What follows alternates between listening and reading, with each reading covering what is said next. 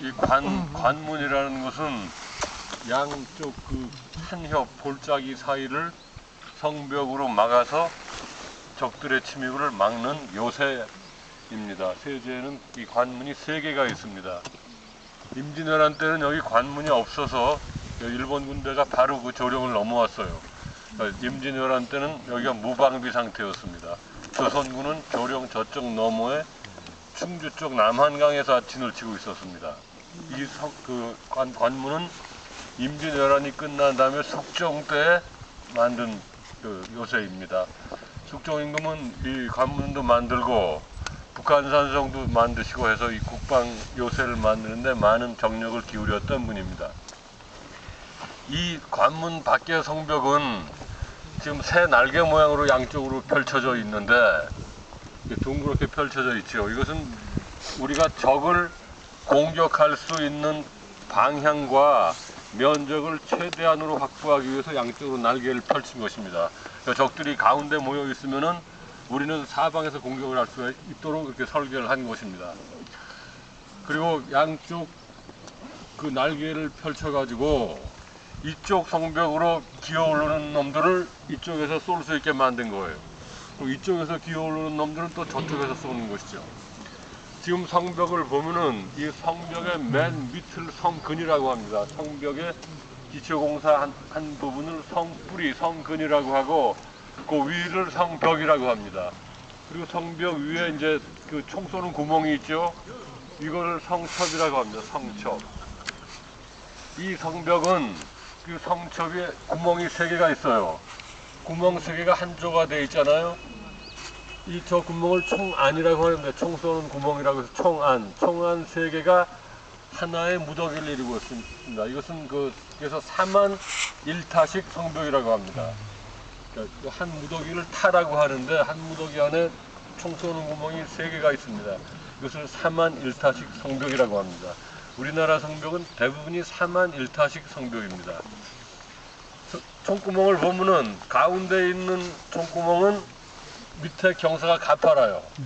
그리고 양쪽에 있는 2개의 총구멍은 경사가 수평으로 되어 있습니다. 가운데 경사가 가파른 총구멍은 이 가까운 데 온 놈을 쏘는 거예요. 가까운 데 온 놈을 밑으로 쏴야 되니까.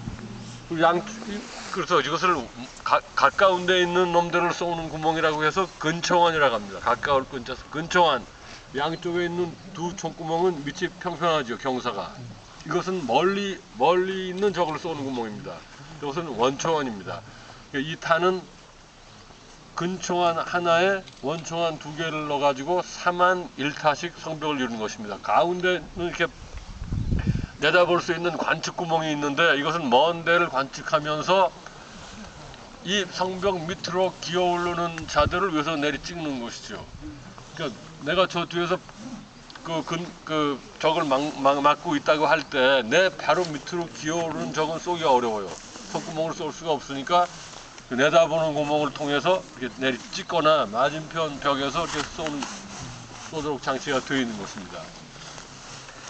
이 문경세제 길은 아마 이것은 조선시대에 가장 활발하게 쓰였던 고개입니다. 조선시대 이전에 고려 때나 신라 때는 이 길로 안 다니고 옆에 중령과 또 옆에 계림령을 통해서 다녔습니다. 이 길은 조선시대에 크게 번창했던 길인데 영남대로라고 하는 길이죠. 그 전부터 이 길은 쓰여가지고 조금씩 길이 연장되기 시작했어요. 그러니까 우리 민족이 이 길을 사용한 역사는 한 1500년쯤 되는 길입니다. 그 조선시대 때 가장 이렇게 번창하게 문물이 오가는 길이 됐죠. 이 소백산맥을 넘어가는 고개는 영남과 충청도 그리고 영남과 서울, 말하자면 낙동강권과 한강권을 연결시키는 가장 중요한 도로였습니다. 이 도로는 반드시 소백산맥을 넘어가야 되기 때문에 많은 고개들이 발달했습니다. 제일 처음에 길이 열린 것은 계림령입니다. 바로 이 옆에 있는 저쪽 너머에 있는 계림령이라는 고개가 있는데 수안보로 내려가는 고개입니다. 이 고개는 신라 아달라왕 3년 때 만들었대요. 그러니까 그 연대는 서기 1500년, 아니 150년 초에 만든 고개입니다. 계림령이.